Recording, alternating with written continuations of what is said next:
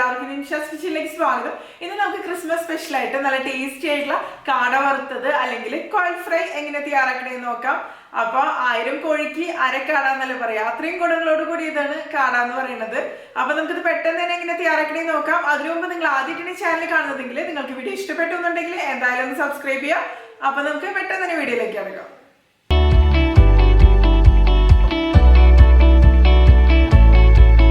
കാട വറുത്തത് തയ്യാറാക്കാൻ വേണ്ടിയിട്ട് ഞാനിവിടെ 4 കാട എടുത്തിട്ടുണ്ട്. അപ്പോൾ ഇതിൻ്റെ വെയിറ്റ് പറയണമെന്നുണ്ടെങ്കിൽ 1/2 കിലോ അളവിലാണ്. കണ്ടില്ലേ, ഇതുപോലെ നന്നായിട്ട് ക്ലീൻ ചെയ്ത് എടുത്തിട്ടുണ്ട്. അതിനുശേഷം ഞാനിത് മുറിച്ചെടുത്തിട്ടില്ല, ഇതിൻ്റെ നടുഭാഗം ഒന്ന് കട്ട് ചെയ്ത് എടുത്തിട്ടുള്ളൂ. ഇപ്പോൾ കാടാന്ന് പറയുമ്പോൾ മുറിച്ചൊക്കെ എടുക്കുമ്പോൾ ചെറിയ പീസസ് ആയിരിക്കുമല്ലോ, അപ്പോൾ മുഴുവനോട് കൂടി തന്നെ ഫ്രൈ ചെയ്യാമെന്ന് വിചാരിച്ചു. നന്നായിട്ട് തന്നെ ക്ലീൻ ചെയ്തെടുക്കുക, കഴുകിയെടുത്തിട്ടുണ്ട്. അതുപോലെ അതിനുശേഷം വെള്ളമൊക്കെ ഒന്ന് ഡ്രെയിൻ ചെയ്തെടുക്കുക. വെള്ളം ഉണ്ടെന്നുണ്ടെങ്കിൽ പിന്നെ ഫ്രൈ ചെയ്യാൻ വേണ്ടിയിട്ട് മസാലയൊക്കെ തയ്യാറാക്കുമ്പോൾ നന്നായിട്ട് വരില്ല. ഇനി ഇതിന് വേണ്ടിയിട്ട് ഒരു മസാല തയ്യാറാക്കാൻ വേണ്ടിയിട്ട് ഞാൻ മിക്സിയുടെ ചെറിയ ജാർ എടുത്തിട്ടുണ്ട്. ഇതിലേക്ക് ഒരു മീഡിയം സൈസിലുള്ള ഇഞ്ചി മുറിച്ചത് ഇട്ട് കൊടുക്കുക.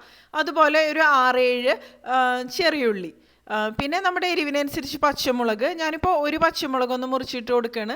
പിന്നെ ഒരു 7-8 അല്ലി വെളുത്തുള്ളി. ഇതിപ്പോൾ ചെറിയ അല്ലിയായ കാരണമാണ് ഞാൻ കൂടുതൽ അളവിൽ ചേർത്ത് കൊടുത്തിരിക്കുന്നത്. ഇനി 1 ടേബിൾ സ്പൂൺ അളവിൽ വിനാഗിരി ഒഴിച്ച് കൊടുക്കുകയാണ്. വിനാഗിരിക്ക് പകരം നിങ്ങൾക്ക് നാരങ്ങ നീരാണെങ്കിലും ഉപയോഗിക്കാം, പുളിക്കനുസരിച്ച്. പുളി കൂടിപ്പോരുത് ഒരിക്കലും. ഇനി ഇതിലേക്ക് എരിവിനനുസരിച്ച് മുളക് പൊടി ചേർത്ത് കൊടുക്കുക. ഞാനിപ്പോൾ 2 ടേബിൾ സ്പൂൺ അളവിലാണ് മുളക് പൊടി ചേർക്കുന്നത്. ഇതിപ്പോൾ കാശ്മീരി മുളക് പൊടിയാണ്. നിങ്ങൾക്ക് എരിവുള്ള മുളക് പൊടി വേണമെന്നുണ്ടെങ്കിൽ അത് മാത്രം ഉപയോഗിക്കാം, അല്ലെങ്കിൽ രണ്ടും കൂടി മിക്സ് ചെയ്തിട്ട് അങ്ങനെ വേണമെന്നുണ്ടെങ്കിൽ ഉപയോഗിക്കാം, നമ്മുടെ സ്പൈസ് ലെവലിനനുസരിച്ച്. ഇനി ഒരു 1/2 ടീസ്പൂണോളം അളവിൽ കുരുമുളക് പൊടി, ഒരു 1/4 ടീസ്പൂൺ മുതൽ 1/2 ടീസ്പൂൺ വരെ മഞ്ഞൾപ്പൊടി പിന്നെ ചേർത്ത് കൊടുക്കുക. ഇനി ഇതിലേക്ക് ആവശ്യത്തിന് ഉപ്പ് ചേർത്ത് കൊടുക്കുക. ഉപ്പ് ചേർത്ത് കൊടുക്കുമ്പോൾ ഈ ഒരു സമയത്തൊക്കെ കുറച്ച് ചേർത്ത് കൊടുക്കുക കേട്ടോ. കൂടിപ്പോയി കഴിഞ്ഞിട്ടുണ്ടെങ്കിൽ പിന്നെ നമുക്ക് അഡ്ജസ്റ്റ് ചെയ്തെടുക്കാനൊക്കെ ബുദ്ധിമുട്ടായിരിക്കും. ഇനി ഇതെല്ലാം കൂടി നമുക്ക് മിക്സിയിൽ നന്നായിട്ടൊന്ന് അരച്ചെടുക്കാം. അപ്പോൾ ആദ്യം ഒന്ന് ഞാൻ ഇതുപോലെ ഒന്ന് ജസ്റ്റ് ഒന്ന് അരച്ചെടുത്തിട്ടുണ്ട്. ഇനി ഇതിലേക്ക് 1 ടീസ്പൂൺ അളവിൽ ഗരം മസാലയാണ് ചേർത്ത് കൊടുക്കുന്നത്. ഇതിപ്പോൾ ഹോം മെയ്ഡ് ഗരം മസാലയാണ്. കൂടുതൽ സ്ട്രോങ് ആയിട്ടുള്ള ഗരം മസാല ആണെങ്കിൽ ഇത്രയ്ക്ക് അളവിൽ വേണ്ട. ഇനി ഇതിലേക്ക് ഒരു 1.5 ടീസ്പൂൺ മുതൽ ഒരു 2 ടീസ്പൂൺ വരെ വെളിച്ചെണ്ണ ഒഴിച്ച് കൊടുക്കണം. ഇവിടെ തണുപ്പായ കാരണമാണ് വെളിച്ചെണ്ണ കട്ടിയായിട്ടിരിക്കുന്നത്. ഇനി ഒരു തണ്ട് കറിവേപ്പിലയും അതുപോലെ 1 ടേബിൾ സ്പൂൺ അളവിൽ വെള്ളം കൂടി ഒഴിച്ച് കൊടുക്കേണ്ടത്. ഇതിപ്പോൾ കുറച്ച് ഡ്രൈ ആയിട്ടാണ് മസാല ഇരിക്കുന്നത്, അത് കാരണമാണ് വെള്ളം ചേർക്കുന്നത്. പക്ഷേ ഒരുപാട് ലൂസായിട്ട് മാറരുത് മസാല, വെള്ളത്തിൻ്റെ അളവ് വളരെ കുറച്ച് തന്നെ ചേർത്താൽ മതി. ഇതിപ്പോൾ എല്ലാം കൂടി നല്ലപോലെ ഒന്ന് അരച്ചെടുത്തിട്ടുണ്ട്. ഇനി ഇത് നമുക്ക് ഈ കാടക്കോഴിയിലേക്ക് നന്നായിട്ട് തേച്ച് പിടിപ്പിച്ച് കൊടുക്കാം. അപ്പോൾ ഈ ഒരു കൺസിസ്റ്റൻസിയിൽ തന്നെ മതി മസാല, അത്യാവശ്യം തിക്കായിട്ട് തന്നെ ഇരിക്കണം. പിന്നെ ഈ മസാലയിലേക്ക് നിങ്ങൾക്ക് വേണമെന്നുണ്ടെങ്കിൽ കുറച്ച് കടലമാവ് ചേർത്ത് കൊടുക്കുക, അല്ലെങ്കിൽ കോൺഫ്ലോറൊക്കെ ചേർത്ത് കൊടുക്കുക. ഞാനിപ്പോൾ അതൊന്നും ചേർത്ത് കൊടുത്തിട്ടില്ല. ഒന്നില്ലെങ്കിൽ കടലമാവ് അല്ലെങ്കിൽ കോൺഫ്ലോർ, ഏതെങ്കിലും ഒന്ന് തന്നെ മതി. അപ്പോൾ കോൺഫ്ലോർ ചേർത്ത് കൊടുക്കണമെന്നുണ്ടെങ്കിൽ ഒന്നും കൂടി നല്ല ക്രിസ്പി ആയിട്ടൊക്കെ വരും. അതുപോലെ കടലമാവ് ഒരു ബൈൻഡിങ് ഏജൻ്റ് ആയിട്ടാണ് വർക്ക് ചെയ്യുന്നത്. അപ്പോൾ ഒരു ചേർക്കുന്നുണ്ടെങ്കിൽ ഇപ്പോൾ കടലമാവാണെങ്കിലും കോൺഫ്ലോർ ആണെങ്കിലും ഒരു 2 ടേബിൾ സ്പൂൺ അളവിലൊക്കെ തന്നെ മതി കേട്ടോ. ഇനി നന്നായിട്ട് എല്ലാവിടെയും ഇതുപോലെ തേച്ച് പിടിപ്പിക്കുക. മസാല നന്നായിട്ട് തന്നെ പിടിച്ച് വരണം. അപ്പോഴായിരിക്കും ഇതൊക്കെ ഫ്രൈ ചെയ്തെടുക്കുമ്പോൾ നല്ല ടേസ്റ്റി ആയിട്ട് തന്നെ വരിക. എല്ലാത്തിലും ഇതുപോലെ തന്നെ ഞാനൊന്ന് തേച്ച് പിടിപ്പിക്കട്ടെ. അപ്പോൾ മസാല തേച്ച് കൊടുത്തതിന് ശേഷം പിന്നെ കൂടുതൽ സമയം വെക്കുകയാണെന്നുണ്ടെങ്കിൽ അത്രയും നല്ലതാണ്. അപ്പോൾ തന്നെയൊക്കെ ഫ്രൈ ചെയ്തെടുക്കുമ്പോൾ അത്രയ്ക്കൊന്നും ടേസ്റ്റി ആയിട്ട് വരില്ല, മസാലയൊന്നും തീരെ പിടിക്കില്ലല്ലോ ഉള്ളിലേക്കൊന്നും. അതുപോലെ ഈ മസാല കാടക്കോഴിയിലേക്ക് തേച്ച് പിടിപ്പിക്കുന്നതിന് മുമ്പ് ആ മസാല ഒന്ന് ടേസ്റ്റ് ചെയ്ത് നോക്കുക, എന്തെങ്കിലും കുറവുണ്ടോയെന്ന്. ഉപ്പോ അല്ലെങ്കിൽ എരിവോ എന്തെങ്കിലും കുറവുണ്ടെന്നുണ്ടെങ്കിൽ അതും കൂടി ഒന്ന് അഡ്ജസ്റ്റ് ചെയ്ത് കൊടുക്കുക. അതിനുശേഷം മാത്രം തേച്ച് പിടിപ്പിക്കുക. ഇപ്പോൾ ഞാൻ നല്ലപോലെ എല്ലാത്തിലും തേച്ച് പിടിപ്പിച്ചിട്ടുണ്ട്. ഇനി ഞാനിതൊരു 2 മണിക്കൂറോളം സമയം മാറ്റി വെക്കുകയാണ്. മിനിമം ഒരു 2 മണിക്കൂറെങ്കിലും വെക്കുക. ഓവർനൈറ്റ് ഒക്കെ വെക്കാൻ പറ്റുകയാണെന്നുണ്ടെങ്കിൽ അത്രയും നന്നായിട്ട് തന്നെ മസാല ഇതിൽ പിടിച്ച് കിട്ടും. അപ്പോൾ നേരത്തെ പ്ലാൻ ചെയ്യുകയാണെന്നുണ്ടെങ്കിൽ ഓവർനൈറ്റ് വെക്കണതായിരിക്കും കൂടുതൽ നന്നായിട്ട് തന്നെ വരിക. ഇതിപ്പോൾ റെഡി ആയിട്ടുണ്ട്, ഒരു 2 മണിക്കൂർ കഴിഞ്ഞു. ഇനി നമുക്കിതൊന്ന് ഫ്രൈ ചെയ്തെടുക്കാം. അപ്പോൾ ആദ്യം ഫ്രൈ ചെയ്തെടുക്കുക. അപ്പോൾ അതിന് വേണ്ടിയിട്ട് ഒരു പാൻ എടുത്തിട്ടുണ്ട്. ഇതിലേക്ക് ഞാൻ വെജിറ്റബിൾ ഓയിലാണ് ഒഴിച്ച് കൊടുക്കുന്നത്. നിങ്ങൾക്ക് വെളിച്ചെണ്ണ വേണമെങ്കിൽ വെളിച്ചെണ്ണ ഉപയോഗിക്കാം. അപ്പോൾ നല്ലൊരു നാടൻ ടേസ്റ്റ് തന്നെ കിട്ടും. ഇനി ഇതിലേക്ക് ഈ മാരിനേറ്റ് ചെയ്ത് വെച്ച കാട ഇട്ട് കൊടുക്കുക. എണ്ണ നന്നായിട്ട് ചൂടായതിന് ശേഷം. അപ്പോൾ ഇതിപ്പോൾ ഇതുപോലെ വലിയ പീസായ കാരണം നമുക്കിപ്പോൾ ഒരെണ്ണൊക്കെയാണ് ഈ ഒരു പാനിലൊക്കെ ഇട്ട് കൊടുക്കാൻ പറ്റുള്ളൂ. അപ്പോൾ ഓരോന്നോരോന്ന് ഇട്ടിട്ടാണ് ഞാനിത് ഫ്രൈ ചെയ്തെടുക്കുന്നത്. ഒരു ഭാഗം നന്നായിട്ട് ഫ്രൈ ആയിട്ട് വരുമ്പോൾ തിരിച്ചിട്ട് കൊടുക്കുക. ഇട്ട് കൊടുത്ത അപ്പോൾ തന്നെ ഒരിക്കലും ഇത് തിരിച്ചിട്ട് കൊടുക്കരുത്. അങ്ങനെ വരുമ്പോൾ ഈ മസാലയൊക്കെ എണ്ണയിലേക്ക് സ്പ്രെഡ് ആവാനുള്ളൊരു സാധ്യത കൂടുതലാണ്. അപ്പോൾ തിരിച്ചു മറിച്ചിട്ടിട്ട് 2-3 പ്രാവശ്യം തിരിച്ചു മറിച്ചിട്ടിട്ട് തന്നെ നന്നായിട്ട് ഫ്രൈ ചെയ്തെടുക്കുക. ഈ കാട എന്നൊക്കെ പറയുമ്പോൾ നന്നായിട്ട് മൊരിഞ്ഞ് വരുമ്പോൾ തന്നെയാണ് ഇത് നല്ല ടേസ്റ്റി ആയിട്ട് തന്നെ വരിക. അപ്പോൾ ഞാനിതൊന്ന് തിരിച്ചിട്ട് കൊടുത്തിട്ടുണ്ട്. ഇനി നന്നായിട്ടൊന്നും കൂടി ഒന്ന് ഫ്രൈ ആയിട്ട് വന്നോട്ടെ. പിന്നെ ഇതൊക്കെ ഫ്രൈ ആയിട്ട് വരുമ്പോൾ ഇതിൻ്റെ ബോൺസൊക്കെ അടക്കം തന്നെ നമുക്ക് കഴിക്കാൻ പറ്റുമല്ലോ. അങ്ങനെ അധികം ബോൺസൊന്നും കളയേണ്ടിയൊന്നും വരില്ല. അത്രയ്ക്ക് നന്നായിട്ട് തന്നെ വരുമല്ലോ ഇത് ഫ്രൈ ചെയ്തെടുത്ത് കഴിയുമ്പോൾ. പിന്നെ ഒരുപാട് അങ്ങോട്ട് ഹാർഡാക്കാൻ വേണ്ടിയിട്ട് നിൽക്കണ്ട. അപ്പോൾ പിന്നെ മീറ്റൊക്കെ ഒരുപാട് ഹാർഡായിട്ട് തന്നെ മാറും. എന്നാലും അത്യാവശ്യം ഒന്ന് നന്നായിട്ട് മൊരിഞ്ഞ് വരണം. അപ്പോൾ തന്നെ ആയിരിക്കും നല്ല ടേസ്റ്റി ആയിട്ട് ഇത് വരും. കാടയുടെ മീറ്റ് പോലെ തന്നെ ഇതിൻ്റെ മുട്ടയും വളരെയധികം ഗുണങ്ങളുള്ളതൊക്കെ തന്നെയാണ്. കുട്ടികൾക്കും വലിയവർക്കും ഒരുപോലെ കഴിക്കാവുന്നത് തന്നെയാണ്. ഇവിടെ ഇപ്പോൾ ക്രിസ്മസ് ആയ സമയത്താണ് ഇപ്പോൾ കാടക്കോഴിയൊക്കെ ഇതുപോലെ അവൈലബിൾ ആവണത്. അതുപോലെ ടർക്കി പിന്നെ താറാവൊക്കെ സാധാരണ ഷോപ്സിലൊക്കെ അവൈലബിൾ ആണ്. അല്ലാന്നുണ്ടെങ്കിൽ ഉണ്ടാവാറില്ല കേട്ടോ. ഇപ്പോൾ ഇത് നന്നായിട്ട് തന്നെ ഫ്രൈ ആയിട്ട് വന്നിട്ടുണ്ട്. ഞാനിതും കോരി മാറ്റിയിട്ടുണ്ട്. അപ്പോൾ ഒരു സ്ട്രെയിനറിലേക്ക് ഇട്ട് കൊടുക്കുക, അല്ലെങ്കിൽ ഒരു കിച്ചൺ ഡിഷിലേക്ക് ഇട്ട് കൊടുക്കുക. അപ്പോൾ എക്സസ് ആയിട്ടുള്ള ഓയിലൊക്കെ നമുക്ക് മാറ്റിയെടുക്കാൻ പറ്റും. ഇനി ഈ ഒരു രീതിയിൽ തന്നെ നമുക്ക് ബാക്കിയുള്ള കാടിയും ഫ്രൈ ചെയ്തെടുക്കുക. നന്നായിട്ട് തന്നെ മൊരിഞ്ഞ് വന്നോട്ടെ. അത്യാവശ്യം ഇത് നന്നായിട്ട് ഫ്രൈ ചെയ്തെടുത്തതിന് ശേഷം നിങ്ങൾക്ക് ഇത് ഇതുപോലെ തന്നെ വേണമെന്നുണ്ടെങ്കിൽ കഴിക്കാം. ഞാനിപ്പോൾ ഇതിന് വേണ്ടിയിട്ടൊരു സോസ് തയ്യാറാക്കുന്നുണ്ട്. എന്നിട്ട് അതായിട്ടൊന്ന് മിക്സ് ചെയ്യണത്. അപ്പോൾ ഇതും റെഡി ആയി വന്നിട്ടുണ്ട്. ഈ ഒരു രീതിയിൽ ഞാനെല്ലാം ഒന്ന് ഫ്രൈ ചെയ്തെടുക്കട്ടെ. അതിനുശേഷം ഞാനിനിയിപ്പോൾ കാണിച്ചു തരാം. പിന്നെ ഇത് നിങ്ങൾക്ക് ഫ്രൈ ചെയ്തെടുത്തത് റോസ്റ്റായിട്ട് വേണമെന്നുണ്ടെങ്കിൽ അങ്ങനെ തയ്യാറാക്കിയെടുക്കാം. സാധാരണ ഇപ്പോൾ ചിക്കൻ റോസ്റ്റൊക്കെ തയ്യാറാക്കില്ലേ, ആ ഒരു രീതിയിൽ മസാല തയ്യാറാക്കിയിട്ട് അതിലേക്ക് ഇത് ചേർത്ത് കൊടുത്താലും മതി. അപ്പോൾ അതെങ്ങനെയാണെന്ന് വെച്ചാൽ നമ്മുടെ ഇഷ്ടം. ഇപ്പോൾ എല്ലാം ഞാൻ ഫ്രൈ ചെയ്തെടുത്തിട്ടുണ്ട്. ഇനി ഈ സെയിം എണ്ണയിൽ തന്നെ നമുക്ക് കുറച്ച് കറിവേപ്പിലേക്ക് ഇട്ടിട്ട് ഫ്രൈ ചെയ്തെടുക്കാം. അപ്പോൾ കറിവേപ്പിലേക്ക് ചേർത്ത് കൊടുക്കുമ്പോൾ നല്ലൊരു നാടൻ ഫ്ലേവർ തന്നെ ഇതിന് കിട്ടും. ചെറുതായിട്ടൊന്ന് ഫ്രൈ ആയിട്ട് വന്നാൽ മതി. ഒരുപാട് അങ്ങോട്ട് കുറേ സമയം ഇട്ടിട്ട് ഫ്രൈ ചെയ്തെടുക്കേണ്ട ആവശ്യമൊന്നുമില്ല. ഇനി കറിവേപ്പില എല്ലാം നന്നായിട്ട് കോരി മാറ്റുക. പക്ഷേ കറിവേപ്പില ക്രിസ്പി ആയിട്ട് വരണമെന്ന് മാത്രം. ഇനി ഇതിലേക്ക് നമുക്കൊരു 5-6 പച്ചമുളക് ഇതുപോലെ നെടുകെ മുറിച്ചത് കൂടി ചേർത്തിട്ട് നന്നായിട്ട് ഫ്രൈ ചെയ്തെടുക്കുക. പക്ഷേ പച്ചമുളകിൻ്റെ ഒരു പച്ച കളർ മാറേണ്ട ആവശ്യമില്ല. എണ്ണയിൽ ഇട്ട് കഴിയുമ്പോഴേക്കും പെട്ടെന്ന് തന്നെ പച്ചമുളകൊക്കെ ഫ്രൈ ആയിട്ട് വരുമല്ലോ. ഇനി ഇത് നമുക്ക് കോരി മാറ്റിയിട്ട് കറിവേപ്പില ഇട്ട അതിൽ തന്നെ നമുക്ക് ഇട്ട് കൊടുക്കാം. ഇപ്പോൾ ഇത് റെഡി ആയിട്ടുണ്ട്. ഇനി നമുക്ക് ഇതിന് വേണ്ടിയിട്ടൊരു സോസ് തയ്യാറാക്കണം. അപ്പോൾ ഞാനിവിടെ ഒരു കടായി എടുത്തിട്ടുണ്ട്. ഇതിലേക്ക് ഒരു 2 ടീസ്പൂണോളം അളവിൽ വെളിച്ചെണ്ണ ഒഴിച്ച് കൊടുത്തിട്ടുണ്ട്. വെളിച്ചെണ്ണ നന്നായിട്ട് ചൂടായിട്ട് വരുമ്പോൾ ഇതിലേക്കൊരു 5-6 അല്ലി വെളുത്തുള്ളി മുറിച്ചത് ചേർത്ത് കൊടുക്കുക. അപ്പോൾ വെളുത്തുള്ളിയുടെ നല്ലൊരു ഫ്ലേവർ നന്നായിട്ട് തന്നെ വരും. പക്ഷേ ഇഞ്ചി ചേർത്ത് കൊടുക്കേണ്ട ആവശ്യമില്ല, വെളുത്തുള്ളി മാത്രം മതി. ഇതിൻ്റെ പച്ചമണം ഒന്ന് മാറി വരണ വരെ ഇതുപോലെ ഒന്ന് വഴറ്റി കൊടുക്കാം നമുക്ക്. പിന്നെ ഞാൻ ഇതിലേക്ക് ചേർത്ത് കൊടുക്കുന്നത് ചില്ലി ഫ്ലേക്സ് ആണ്. 1 ടീസ്പൂൺ അളവിൽ, അതായത് ചതച്ച മുളക്, അത് നമ്മുടെ എരിവിനനുസരിച്ച് തന്നെ ചേർത്ത് കൊടുക്കുക. അതിനുശേഷം നന്നായിട്ടൊന്ന് മിക്സ് ചെയ്ത് കൊടുക്കുക. ഇനി നമുക്ക് ഇതിലേക്ക് ചേർത്ത് കൊടുക്കേണ്ടത് ചില്ലി സോസാണ്. ഇതിപ്പോൾ ചില്ലി ഗാർലിക് സോസാണ്. ഇതിനിപ്പോൾ അധികം എരിവൊന്നുമില്ല. അത് കാരണം തന്നെ ഞാൻ ഇതിലേക്കൊരു 3 ടീസ്പൂണോളം അളവിൽ ചേർത്ത് കൊടുക്കുന്നുണ്ട്. അത് നമ്മുടെ ടേസ്റ്റിനനുസരിച്ച് ചേർത്ത് കൊടുക്കുക. അതുപോലെ നമ്മൾ ഉപയോഗിക്കുന്ന ബ്രാൻഡിനനുസരിച്ചും എരിവിലൊക്കെ വ്യത്യാസം വരും. ഇതിപ്പോൾ അധികം സ്പൈസി ആയിട്ടുള്ള ചില്ലി സോസ് അല്ല. അപ്പോൾ അത് കാരണമാണ് ഞാൻ ഇത്ര ചേർക്കണത്. ഇനി ഇതെല്ലാം കൂടി നല്ലപോലെ ഒന്ന് മിക്സ് ചെയ്ത് കൊടുക്കുക. അതുപോലെ എരിവ് കുറവാണെന്ന് തോന്നുകയാണെന്നുണ്ടെങ്കിൽ നിങ്ങൾക്ക് കൂടുതൽ ചില്ലി ഫ്ലേക്സോ അല്ലെങ്കിൽ നിങ്ങൾക്ക് ഇപ്പോൾ ചില്ലി സോസ് വേണമെന്നുണ്ടെങ്കിൽ അതും ചേർത്ത് കൊടുക്കാം. നമ്മുടെ ടേസ്റ്റിനനുസരിച്ച് വ്യത്യാസം വരുത്താം. ഇനി ഞാനിതിലേക്ക് ടൊമാറ്റോ കെച്ചപ്പാണ് ചേർത്ത് കൊടുക്കുന്നത്. അപ്പോൾ ടൊമാറ്റോ കെച്ചപ്പ് ഒരുപാട് അളവിൽ വേണ്ട. ഞാനിപ്പോൾ 2 ടീസ്പൂൺ അളവിൽ തന്നെയാണ് ചേർത്ത് കൊടുക്കണുള്ളൂ. ഒരുപാട് അളവിലായി കഴിഞ്ഞിട്ടുണ്ടെങ്കിൽ ഭയങ്കരമായിട്ട് മധുരം വരും. അപ്പോൾ അത്രയ്ക്ക് ഒരു ടേസ്റ്റി ആയിട്ട് വരില്ല. അപ്പോൾ നമ്മൾ ഉപയോഗിക്കുന്ന ബ്രാൻഡിനനുസരിച്ച് അളവിലൊക്കെ ചെറിയ വ്യത്യാസങ്ങളുണ്ടാവും. ചില ടൊമാറ്റോ കെച്ചപ്പിന് കുറച്ച് പുളി കൂടുതലായിരിക്കും, ചിലതിന് മധുരം കൂടുതലായിരിക്കും. അപ്പോൾ അതിനനുസരിച്ച് തന്നെ അഡ്ജസ്റ്റ് ചെയ്ത് കൊടുക്കുക. ഇനി എല്ലാം കൂടി നല്ലപോലെ ഒന്ന് മിക്സ് ചെയ്ത് കൊടുക്കുക. ഇത് മതി. ഇനി ഇതിലേക്ക് നമ്മൾ നേരത്തെ ഫ്രൈ ചെയ്ത് വെച്ച കറിവേപ്പിലയും അതുപോലെ പച്ചമുളകും കൂടി ചേർത്ത് കൊടുക്കുക. അതിനുശേഷം നല്ലപോലെ തന്നെ ഒന്ന് മിക്സ് ചെയ്ത് കൊടുക്കുക. ഇപ്പോൾ നമ്മുടെ ഈ ഒരു സോസ് റെഡി ആയിട്ടുണ്ട്. ഇനി ഇതിലേക്ക് നമുക്ക് നമ്മൾ നേരത്തെ ഫ്രൈ ചെയ്ത് വെച്ച കാട ഇട്ട് കൊടുക്കുക. അതിനുശേഷം എല്ലാം ഇട്ട് കൊടുത്തതിന് ശേഷം നല്ലപോലെ തന്നെ ഒന്ന് മിക്സ് ചെയ്ത് കൊടുക്കുക. അപ്പോൾ ഇതിപ്പോൾ വലിയ പീസസ് ആയ കാരണം മിക്സ് ചെയ്തെടുക്കാൻ കുറച്ച് ബുദ്ധിമുട്ടായിരിക്കും. എന്നാലും എല്ലാവരുടെയും ഈ ഒരു സോസ് ഒന്ന് കോട്ടായിട്ട് വന്നോട്ടെ. അപ്പോൾ അത് നല്ലൊരു ഫ്ലേവറും നല്ലൊരു ടേസ്റ്റും തന്നെ കൊടുക്കും. വെറുതെ ഫ്രൈ ചെയ്തെടുക്കണേക്കാളും കൂടുതൽ നല്ല ടേസ്റ്റി ആയിട്ട് തന്നെ വരും. ഇതുപോലെ സോസ് തയ്യാറാക്കിയിട്ട് അതിലിട്ടിട്ട് അങ്ങനെ കഴിക്കണം ഒരു സമയത്ത്. അതുപോലെ കാട ഫ്രൈ ചെയ്തെടുക്കുന്ന സമയത്ത് ഇതുപോലെ മുഴുവനോട് കൂടി ഫ്രൈ ചെയ്തെടുക്കുമ്പോൾ കാണാനും കുറച്ചും കൂടി നന്നായിരിക്കും. ഇപ്പോൾ നമ്മളിത് പീസസ് ആക്കി എടുക്കുമ്പോൾ വളരെ ചെറിയ കഷ്ണങ്ങളായിരിക്കുമല്ലോ ഓരോ പീസസ് എന്ന് പറയണതും. അപ്പോൾ ഇത് കറക്റ്റായിട്ടൊന്ന് മിക്സ് ആയിട്ട് വന്നിട്ടുണ്ട്. അപ്പോൾ നമ്മുടെ കാട ഫ്രൈ റെഡി ആയിട്ടുണ്ട്. അപ്പോൾ ഈ ഒരു രീതിയിൽ നിങ്ങൾ കാട വറുത്ത് നോക്കിയിട്ടില്ല എന്നുണ്ടെങ്കിൽ ഒരു പ്രാവശ്യമെങ്കിലും തയ്യാറാക്കി നോക്കുക. എന്തായാലും ഇഷ്ടപ്പെടും. നല്ല ടേസ്റ്റി ആയിട്ടുള്ളൊരു കാട ഫ്രൈയുടെ റെസിപ്പി തന്നെയാണ് ഇത്. കണ്ടില്ലേ, അടിപൊളിയായിട്ട് തന്നെ വന്നിട്ടുണ്ട്. അപ്പോൾ എല്ലാവരും തയ്യാറാക്കി നോക്കിയതിന് ശേഷം നിങ്ങളുടെ അഭിപ്രായങ്ങളൊക്കെ പറയാൻ മറക്കരുത്. അതുപോലെ ഇതിനു മുമ്പ് ഞാൻ അപ്ലോഡ് ചെയ്തിട്ടുള്ള ക്രിസ്മസ് റെസിപ്പീസൊക്കെ കാണണമെന്നുണ്ടെങ്കിൽ നിങ്ങൾക്ക് നിംഷാസ് കിച്ചണിൽ കയറി നോക്കിയാൽ മതി. ക്രിസ്മസ് റെസിപ്പീസ് എന്ന് പറഞ്ഞിട്ട് ഒരു പ്ലേലിസ്റ്റ് തന്നെ ക്രിയേറ്റ് ചെയ്തിട്ടുണ്ട്. അപ്പോൾ എല്ലാവരും കണ്ടു നോക്കുക, അതിനുശേഷം അഭിപ്രായങ്ങളൊക്കെ പറയാം.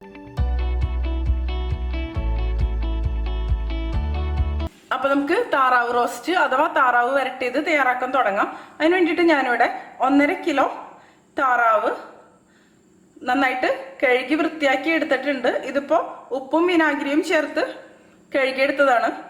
ഇപ്പോൾ താറാവാകുമ്പോൾ അതിന് ചെറിയൊരു മണം ഉണ്ടാവുമല്ലോ, അപ്പോൾ അത് പോകാൻ വേണ്ടിയിട്ടാണ് ഉപ്പും വിനാഗിരിയും ചേർത്ത് കുറച്ച് സമയം ഒരു അരമണിക്കൂറൊക്കെ വെക്കുക. കുറച്ച് വെള്ളം ഒഴിച്ചിട്ട് അതിനുശേഷം നന്നായിട്ട് കഴുകിയെടുത്തതിന് ശേഷം ഡ്രെയിൻ ചെയ്തെടുക്കാം. ഇനി നമുക്കിതിലേക്ക് ഒരു 1/4 ടീസ്പൂൺ മഞ്ഞൾപ്പൊടി ചേർത്ത് കൊടുക്കാം. 1/2 ടേബിൾ സ്പൂൺ മുളക് പൊടി ഇതിലേക്ക് ചേർത്ത് കൊടുക്കാം. 3/4 ടേബിൾ സ്പൂൺ മല്ലിപ്പൊടി, 1 ടീസ്പൂൺ ഗരം മസാല, പിന്നെ ആവശ്യത്തിന് ഉപ്പ് കൂടി ഇതിലേക്ക് ചേർക്കാം. ഞാനിതിലേക്ക് ഒരു 2-3 തണ്ട് കറിവേപ്പില കൂടി ചേർത്ത് കൊടുക്കുന്നുണ്ട്.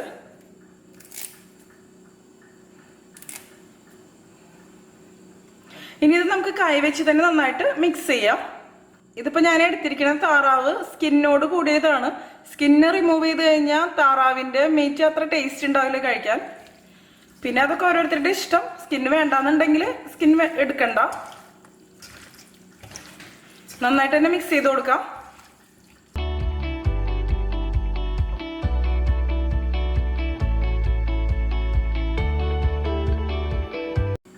ഇതിലേക്ക് ഞാനിനി കുറച്ച് വെളിച്ചെണ്ണ കൂടി ഒഴിച്ചു കൊടുക്കുന്നുണ്ട്.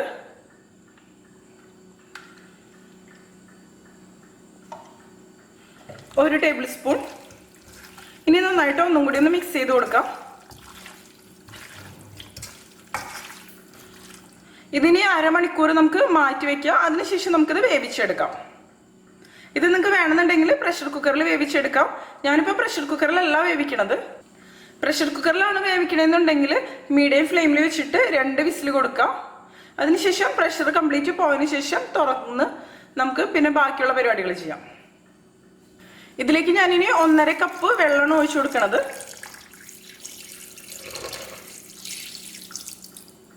ഇത് വേവാൻ ആവശ്യത്തിനുള്ളത്. ഇതിന് നന്നായിട്ടൊന്ന് മിക്സ് ചെയ്ത് കൊടുക്കാം. വെള്ളം ഒരുപാട് വേണ്ട, ഇത് വേവാൻ ആവശ്യത്തിന് മാത്രം മതി. ഈ താറാവിൻ്റെ ഇറച്ചി നന്നായിട്ട് വെന്ത് ഈ വെള്ളമൊക്കെ നന്നായിട്ട് വറ്റി വരണം. ആ ഒരു രീതിയിൽ നമ്മളിത് വേവിച്ചെടുക്കണം. ഇതിനെ അടച്ചു വെച്ചാണ് ഞാൻ വേവിച്ചെടുക്കണത്.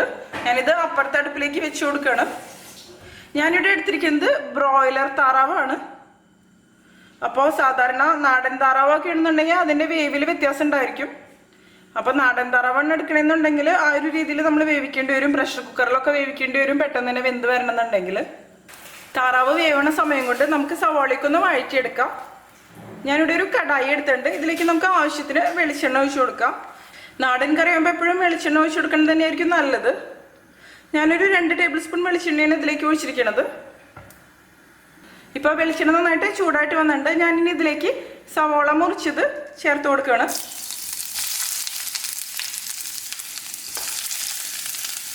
ഞാനിപ്പോൾ ഇതിന് വേണ്ടിയിട്ട് 3 സവാളയാണ് എടുത്തിരിക്കുന്നത്.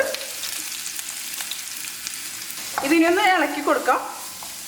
ഈ സവാള ഒന്ന് ചെറുതായിട്ടൊന്ന് സോഫ്റ്റ് ആയിട്ട് വരട്ടെ.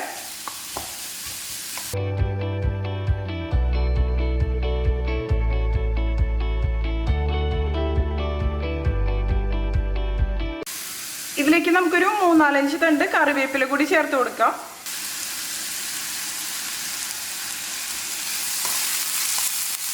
നന്നായിട്ടൊന്ന് മിക്സ് ചെയ്ത് കൊടുക്കാം. ഇപ്പം ഈ സവാള ചെറുതായിട്ടൊന്ന് സോഫ്റ്റ് ആയിട്ട് വന്നിട്ടുണ്ട്. നമുക്കിനി ഇതിലേക്ക് ഇഞ്ചി, വെളുത്തുള്ളി, പച്ചമുളക് ചതച്ചത് ചേർത്ത് കൊടുക്കാം. ഞാനിപ്പോൾ ഒരു വലിയ കഷ്ണം ഇഞ്ചി എടുത്തിട്ടുണ്ട് ഇതിന് വേണ്ടിയിട്ട്.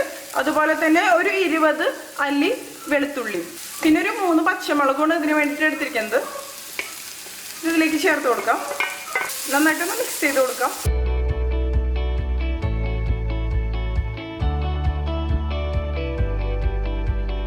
പിന്നെ നമുക്കിതിലേക്ക് ചേർക്കേണ്ടത് ചെറിയുള്ളിയാണ്. ചെറിയുള്ളി ചേർത്ത് കഴിഞ്ഞാൽ നമ്മുടെ താറാവ് കുറച്ചും കൂടി ടേസ്റ്റി ആവും. ഏത് നോൺ വെജ് തയ്യാറാക്കുമ്പോഴും ചെറിയുള്ളി ചേർത്ത് കഴിഞ്ഞാൽ കൂടുതൽ ടേസ്റ്റ് തന്നെയാവും. ഇതൊന്ന് കട്ട് ചെയ്തിട്ട് ചേർത്ത് കൊടുക്കാം. ഞാനൊരു 20 ചെറിയുള്ളിയാണ് ഇതിന് വേണ്ടിയിട്ട് എടുത്തിരിക്കുന്നത്. ഇനി ഇതിലേക്ക് ചെറിയുള്ളി അരിഞ്ഞത് ചേർത്ത് കൊടുക്കാം. നന്നായിട്ടൊന്ന് മിക്സ് ചെയ്ത് കൊടുക്കാം.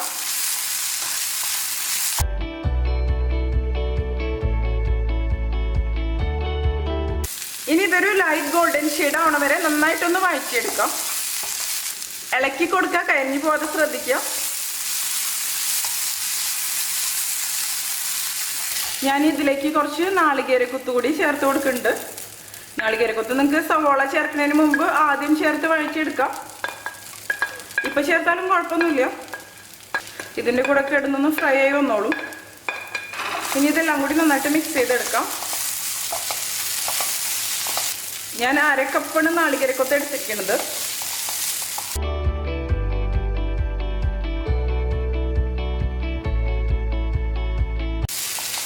ഇപ്പം ഈ സവാള ഒരു ലൈറ്റ് ഗോൾഡൻ ഷെയ്ഡായിട്ട് മാറിയിട്ടുണ്ട്. ഇത് മതി. ഇനി നമുക്കിതിലേക്ക് 1/4 ടീസ്പൂൺ മഞ്ഞൾപ്പൊടി ചേർത്ത് കൊടുക്കാം. 1/2 ടേബിൾ സ്പൂൺ മുളക് പൊടി. മുളക് പൊടിയൊക്കെ നമ്മുടെ എരിവിനനുസരിച്ച് ചേർക്കാം. 3/4 ടേബിൾ സ്പൂൺ മല്ലിപ്പൊടി, 1 ടീസ്പൂൺ ഗരം മസാല, പിന്നെ 1 ടീസ്പൂൺ കുരുമുളക് പൊടി. ഇനി ഇത് നന്നായിട്ടൊന്ന് മിക്സ് ചെയ്ത് കൊടുക്കാം. ഈ പൊടികളുടെയൊക്കെ പച്ചമണം നന്നായിട്ടൊന്ന് മാറി വരട്ടെ.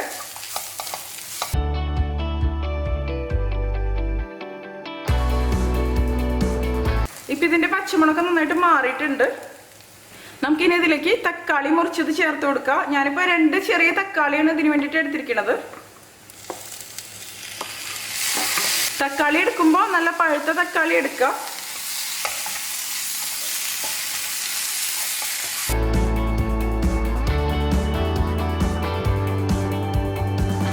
ഇനി തക്കാളി നന്നായിട്ട് വെന്ത് വരുന്ന വരെ നമുക്കിതൊന്ന് അടച്ചു വെച്ച് വേവിച്ചെടുക്കാം. ഇടയ്ക്ക് തുറന്ന് ഇളക്കി കൊടുക്കണം കേട്ടോ. ഇനി ഇതൊന്ന് തുറന്ന് നോക്കാം. ഇപ്പം ഈ തക്കാളി നന്നായിട്ട് കുക്കായിട്ട് വന്നിട്ടുണ്ട്. ഇത് മതി. ഇനി നമുക്കിതിലേക്ക് വേവിച്ച് വെച്ച താറാവിൻ്റെ കഷ്ണങ്ങൾ ചേർത്ത് കൊടുക്കാം. ഇപ്പം നമ്മുടെ താറാവ് കുക്കായിട്ട് വന്നിട്ടുണ്ട്. വെള്ളമൊക്കെ നന്നായിട്ട് തന്നെ വറ്റി വന്നിട്ടുണ്ട്. ഇപ്പം ഈ കാണുന്നത് നെയ്യാണ് ഇതിൻ്റെ. ഞാനിനി ഇതിലേക്ക് സവാള വഴറ്റിയത് ചേർത്ത് കൊടുക്കുകയാണ്.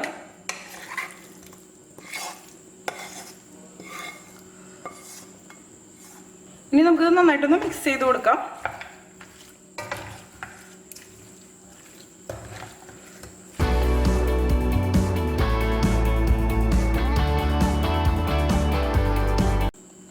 ഇനി ഇത് കുറച്ച് സമയം ഇതിൽ തന്നെ ഇട്ട് നന്നായിട്ടൊന്ന് വരട്ടിയെടുക്കാം. നന്നായിട്ടൊന്ന് ഡ്രൈ ആയിട്ട് വന്നോട്ടെ.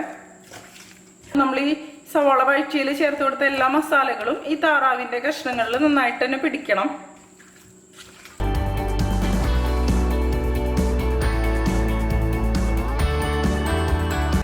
ഞാനിതൊരു മീഡിയം ഫ്ലെയിമിലിട്ടിട്ടാണ് വഴറ്റിയെടുക്കുന്നത്. ഇപ്പം ഞാനിത് നന്നായിട്ട് തന്നെ വരട്ടിയെടുത്തിട്ടുണ്ട്. ഇപ്പം നമ്മുടെ ടേസ്റ്റി ആയിട്ടുള്ള താറാവ് വരട്ടിയത് റെഡി ആയിട്ടുണ്ട്. അപ്പോൾ എല്ലാവരും ട്രൈ ചെയ്ത് നോക്കിയിട്ട് നിങ്ങളുടെ എക്സ്പീരിയൻസ് ഷെയർ ചെയ്തോളൂ കേട്ടോ.